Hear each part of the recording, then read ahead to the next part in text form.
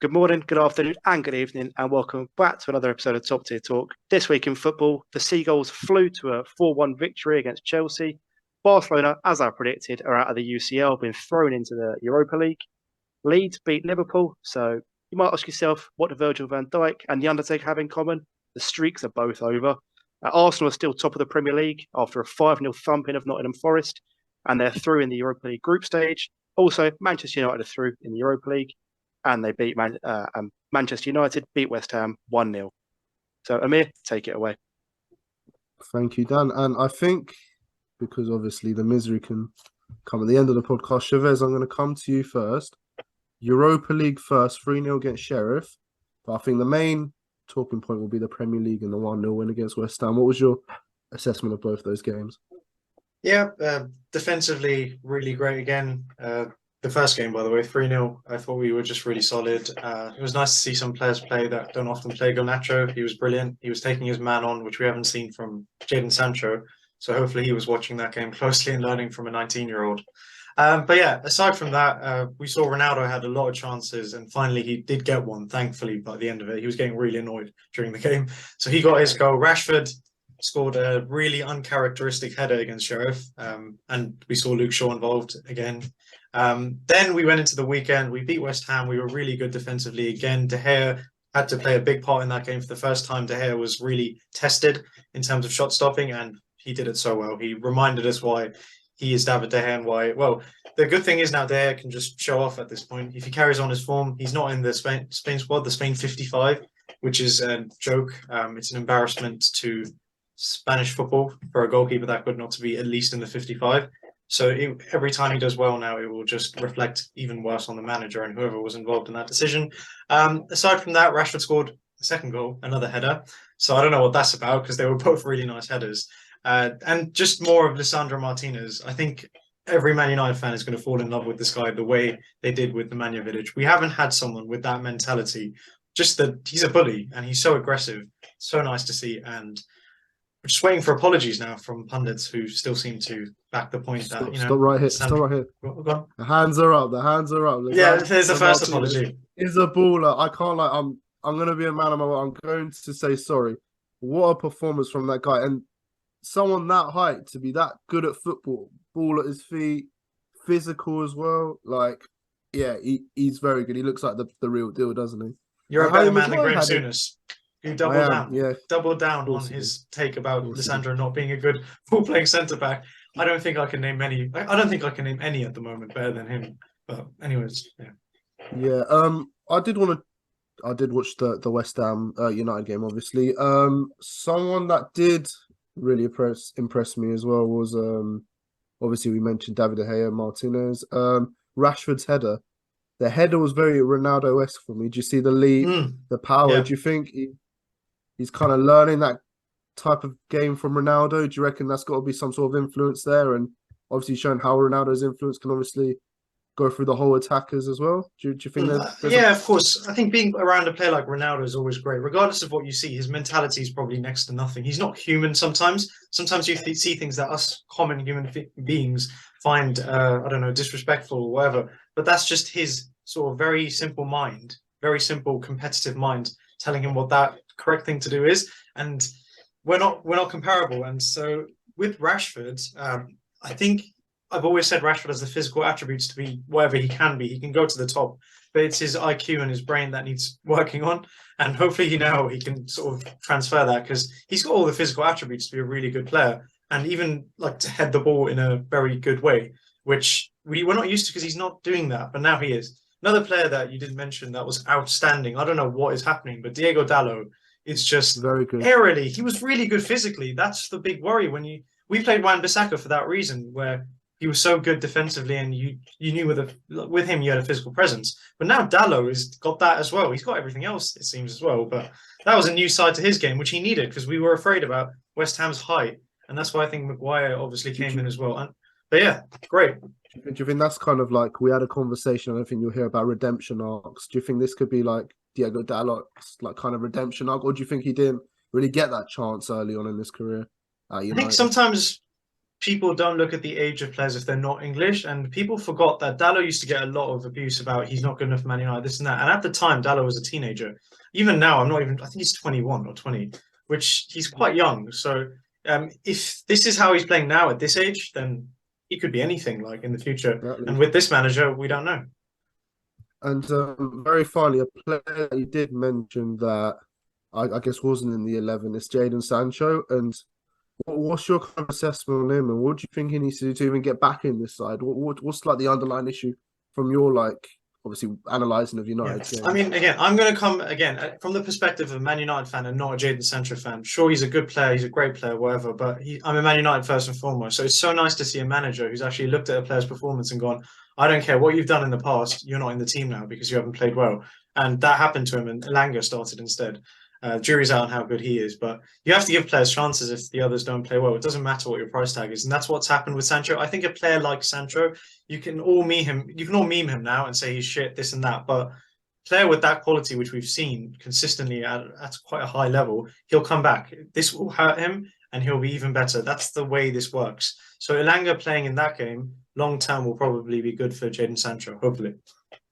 Fantastic. I think that kind of sums up United. Guess the other comedic effect was Gary Neville being blanked by Cristiano. But again, this is like, it comes across as so disrespectful, which I guess it is, but he's so competitive. I think this man has his own brain that we can't even understand his brain. And in his mind, it's so simple. It's like, this man has, undermined me. Now I'm not going to talk to him and I'm going to try and prove him wrong. I don't know. Teammates for years, friends. I know. Yeah. Doesn't matter. He's that competitive. He doesn't care. Exactly. Dan, I'm going to come on to you now. I know you're not in the country, but you did obviously catch the game. What's your assessment on Watford? I usually get 60 seconds. I'll do it in 6. João Pedro, club hero, scores again. We're going on to a Welsh team in the English Football League on Wednesday. So, yeah, that's it. João Pedro, fantastic. It was a 1-0. We scored late on. It was harsh, but if the team's edging it, we deserved the win. But it was a 1-0. And I can see there's not much insight you can go in. I can see how a couple games can change your position in the league. I did see Watford's position in the top half, in the top 7. I think it is now again. How quickly it can change in the championship, right? Not even just as I said, not even with us with that game. We've obviously won our last 2. The training game against Luton, which was easy. And obviously the well fought 1-0 against Wigan. But I think it was sort of like 3rd or 4th position, and you're looking to 14th maybe a couple of weeks ago. I think there was 5 or 6 points in it, which is again 2 games, which is tight for any league, let alone as I say, the Championship is a very tough league, which is why I said at the start of the season we'll end up in 9th, because I don't think we had the squad for it. It's, as I said, I think it was last week, like last season, last time I was in the Championship when I mentioned it last week. I think we won like 17 out of 20 of our last games, and we finished 2nd. Yeah, but every team has a run. It's just whenever your run is, luck almost. Yeah, of course. And I guess finally, as we have, we can very quickly say Arsenal 5-0, Nottingham Forest. I guess they could done well to come back after Southampton draw. Top of the league again. I don't think there's much more we can say about Arsenal, obviously.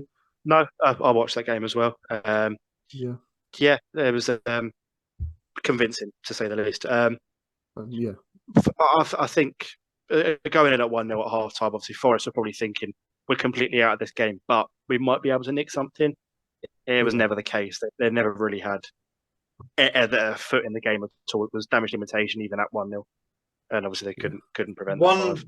One thing about Arsenal, one of the hallmarks of a team that is, a serious title contender is your home form and your home being a fortress.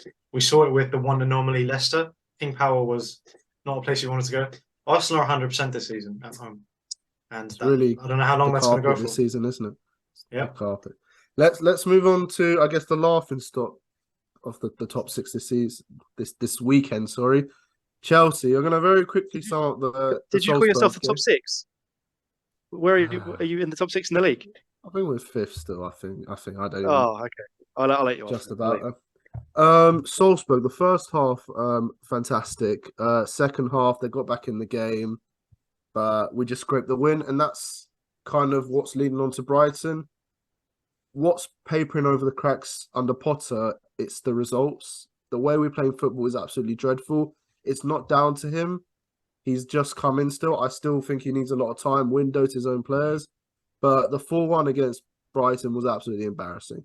We got absolutely outplayed, outscored in the first few minutes of the game. We conceded 2 own goals, Kepa getting injured. It was absolutely crap. Cucurella again absolutely played off the park by Solly March. I don't remember Solly March ever playing good ever. And I used to watch Brighton games for Jahanbakhsh, and Jahanbakhsh was crap. And he used to bench Solly March, and that was absolutely ridiculous. Crap. I wanted to forget the game. I said it in my post match, but I'm waiting for you guys. I have questions. The tornado. Bring it on, man. I've got to take them. No, this is not a bad one because I was actually looking at your formation system because I remember Chelsea played Man United and you started with 4 at the back, you switched to 5. No, you started with 5, you switched to 4 to get control of the game, which was brilliant from Potter. However, you guys have been playing 5 at the back over the last few games. What's that about? I guess 5 at the back is what we're more used to. The issue is having the Sterlings at the left wing backs and the Pulisic's and all that stuff. They can't do it. They're not defensive minded players, and I guess it's also to protect Thiago Silva because I don't think he can play in a 4 as well. I think that's kind of got something to do with it. But the amount of space, age obviously he's going to lose pace. He needs the protection as well. But our midfield is crap. I think Jorginho should have played that game. We have a bit more control and balance with him. I don't know what's happening with Cucurella because he's nothing like the player we saw at Brighton last season. I don't know, maybe because the quality of players at Brighton, I'm not trying to be disrespectful, he just looks better than the rest. And then obviously he's in a team with so-called superstars. He's not obviously shining. And then the price tag as well. I don't know what it is, but everything just went completely wrong that day. And it looked like there was underlying issues. Can I weigh in with a question here? Of course gonna do my old trick and link Watford into a game that's not related to him. Brighton's left back Estepinian. I never got to see him at Watford, but he looked like he just tore you apart down the right hand side. He did. Obviously, caused was it Chalobah's own goal? Chalobah's own goal. Ruben Loftus-Cheek own goals. Do you reckon you'll be nicking him? Same as a Cucurella story. A year later, he'll just be getting looking like it. I see Trossard Rubens as well. So maybe he wants to Brighton. If you can't beat him, join him. Honestly, I don't know what it is really. Potter will be given time. I'm 100% sure of it. I don't think he will be sacked, even if we don't reach the top 4 this season. But there is obviously underlying issues, and I think it's more the players than the manager because there's no way we have had 2 managers and it's both. The way we play is absolutely terrible. Can I ask, the way? So again, back to the formation thing. Do you think Potter will have to carry on doing it to the rest of the season? Because surely the best form of Potter ball will be 4 at the back with control in midfield. So how is this going to play out? That's what I'm trying to figure out. I'm not sure, to be honest. I think the injuries as well. I know we have a very rich squad of players. I think the injuries also have some part to play in the way he wants to play. Obviously, Kante's been missing, and he's going to obviously be back after the World Cup. Fofana's gone injured as well. Reece James, who's so important to us, is out. These are key players for us, and I think that obviously has something to do with the fact that the formation's still 5 at the back and the way we play. Because Ruben Loftus-Cheek is not good enough to be at Chelsea, in my opinion, and I've said it a lot. Even though I heard bloody England shouts a few weeks back, no, he's not good enough. There's a lot of players not good enough at Chelsea and a lot of players underperforming. I mean, Sterling's underperforming. I don't think he deserves to start next game. You said how Ten Hag, he's brave. He dropped Sancho. Why can't Porter do the same? He might do, but it's just that he did it with Cucurella, brought him off. But you just got, I don't know. I can't really put it into words. I think some of these players need to take more accountability of how they play as well. It's a bit of a turmoil at the moment. Yeah, I don't know. And very quickly, you guys, do you think if Chelsea do finish outside the top 4, do you think Graham Potter will still have a job? Again, you know me. I'm a trust the process person. I think if Todd Boehly really did go out of his neck to get this person to replace Tuchel, he should really back him next season. Give him. You've got to understand, Potter's not had a transfer window. Exactly. And to me, January's not a window. So He needs to get a proper summer. It will be so stupid. It will be so unfair to do anything. I don't think he'll be sacked. Yeah. Dan, what I really do you hope think? so. I really hope not. Like, I really hope he doesn't. Yeah. No, you know my thoughts on Graham Potter. I think he's one of the best managers in the league. Yeah. Well, as Chavez was saying, we don't know what Bowley's like. He could just words. Tuchel could have just been an example of going, if you don't do the job, you're out. But he also could be, as Chavez said, he's jumped in, fought nail and tooth for Graham Potter. I'm keeping him until the project is well and truly over. I hope it's that. I think that's what should be done. I honestly hope so too. So I do want I. to see turn a new page at Chelsea. I think he was the most expensive manager as well, wasn't it? You paid like the highest payout fee for a manager ever. 20 million, I think. So it's not it's not just you've just picked up random. Yeah. So it was a lot of money you paid for him, a lot, and Chelsea had a habit of spending 200 million a summer as well. So it's going to be a lot of money in the window as well.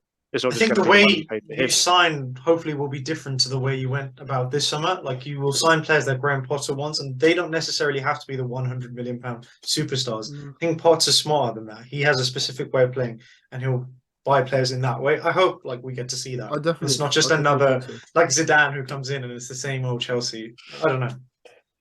I mean, yeah, we're getting a sporting director now as well, so hopefully, I think that could obviously turn a new chapter again. Moving on to other teams that played. Liverpool, I think, was probably the biggest shock of the weekend. What did you guys think of Liverpool? Do you think it's taxes at the moment? It's finished. It's over now. Can we have a moment for silence for Jurgen Klopp and the Invincibles that are Liverpool Football Club? He could. I don't think it's his fault. No. Do you know what? If he gets sacked, FSG, Jesus Christ, that would be the most terrible decision. But it's their fault. I said Liverpool didn't get back the way. Like Klopp has given so much to this team. The players have given so much, and then to get the backing they did in the summer, it wasn't enough. Just to play devil's advocate, did he get back though or not? Because they did get Darwin Núñez in. It's one player. There's holes in the team. No, they need a midfielder. But even you go back to January, a squad like Liverpool, United, Chelsea, whoever in the top six, it's like a decent team. You can't just buy; you need to improve. And selling Mane and bringing in Diaz isn't that's going backwards in my opinion, or Núñez or whoever you want to put in the left wing. It's going backwards in my opinion. It's so hard to replace a player like Sadio Mane and what he's done for Liverpool. So don't replace him. You need to build on what you've got. Don't give him the money he wants. Imagine if they still had Mane in this team and the interchangeables were Diaz and Núñez. Yeah, it'd be a good team. That would be ridiculous. But yeah, it's the case of Milner and Henderson. Milner really should not be anywhere near a team that's progressing over the project the club's had. But Milner's appearing more now than I used to see him when they were successful. That just gives you enough signs as to them not bolstering their team. Yeah. Okay, no, that's a very good point. And I guess the other big talking point, and I want to bring up is Newcastle, who did play well over the weekend. And what do you lot think of Mickey Almiron? Very quickly, redemption arc again. So right now, if the Ballon d'Or was to be decided since it started, Almiron would win the Ballon d'Or right now because it started we just had the ceremony. So he's the best player in the world right now.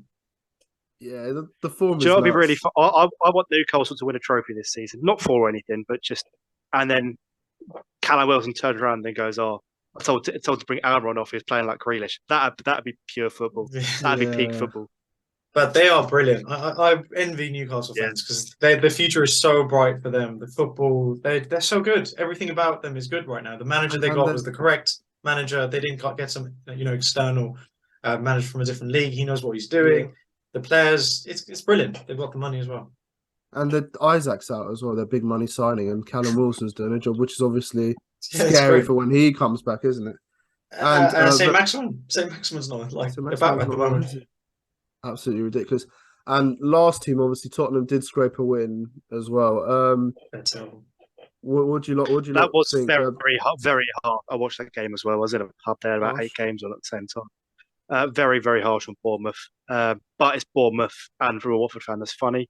So I sincerely hope you get relegated. But the result was harsh on Bournemouth. Yeah, and they got a big game tonight in the Champions League, which obviously can make and break their season as well. But that's I hope Spurs lose that one as well. Bottle jobs. The thing is, it's one game where if they lose it, everyone will say, "Well, the football was terrible. You should see all the signs." And if they win it, it'll be like, "No, you should back Conte because he gets results." And No, everyone but uses Conte suspended. Conte Yeah. suspended from Oh the yeah, touchline. that He was sent VAR off last call. Do you weekend, guys didn't remember that? The he? last. So it's, Yeah. that could sway it as well. And apparently, obviously at the time I recorded, a game's going to have a pattern. But Marseille fans woke up the Tottenham squad at like 3 o'clock in the morning with fireworks.